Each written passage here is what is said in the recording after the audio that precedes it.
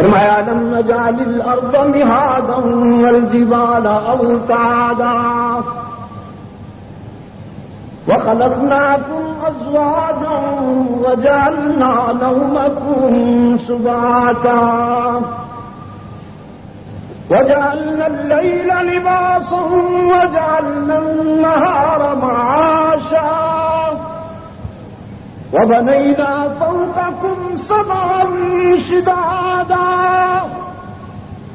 وجعلنا سراجا وهاجا وأنزلنا من المعصرات ماء ثجاجا لنخرج به حبا ونباتا وجنات الفافا. یہ سب دعوت فکر. ان فی خلق السماوات والارض، زمین و آسمان کی تخلیق میں، واختلاف اللیل والنہار، لیل و نہار کی آمد رفت میں، رات آتی ہے دن جاتا ہے، پھر دن آتا ہے رات جاتی ہے. والفلک التی تجری فی البحر، پانی کے دوش پر سفینوں کا تیرنا، جہازوں کا چلنا. وما انزل اللہ من السماء من ماء، ہم سمندروں سے پانی کو اٹھا کر آسمان کے دامن میں لے جا کر پھر بوند بوند ٹپکاتے ہیں اور تمہاری مردہ زمینوں کو زندگی کا پیغام دیتے ہیں. وَبَثَّ فِيهَا مِن كُلِّ دَابَّةٍ، اور دھرتی پر چلتے ہوئے جانور، کچھ دوڑنے والے، کچھ رینگنے والے، کچھ اڑنے والے، کچھ چلنے والے.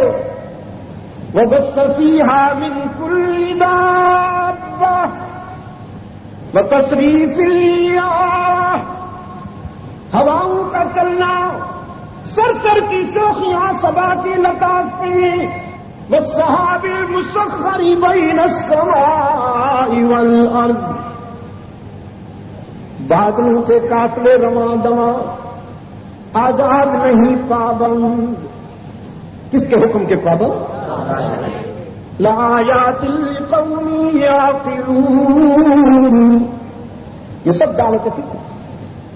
فرمایا وَلَكُمْ فِيهَا جَمَالٌ حِينَ تُرِيحُونَ وَحِينَ تَسْرَحُونَ وَتَحْمِلُ أَثْقَالَكُمْ إِلَى بَلَدٍ لَّمْ تَكُونُوا بَالِغِيهِ إِلَّا بِشِقِّ الْأَنفُسِ إِنَّ رَبَّكُمْ لَرَءُوفٌ رَّحِيمٌ.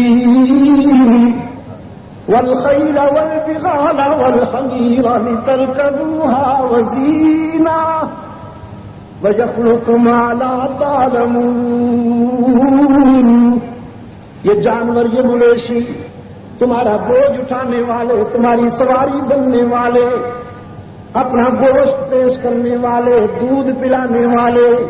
وَإِنَّ لَكُمْ فِي الْأَنْعَامِ لَعِبْرَةً نُسْقِيكُم مِّمَّا فِي بُطُونِهِ مِن بَيْنِ فَرْثٍ وَدَمٍ لَبَنًا خَالِصًا سَائِغًا لِّلشَّارِبِينَ.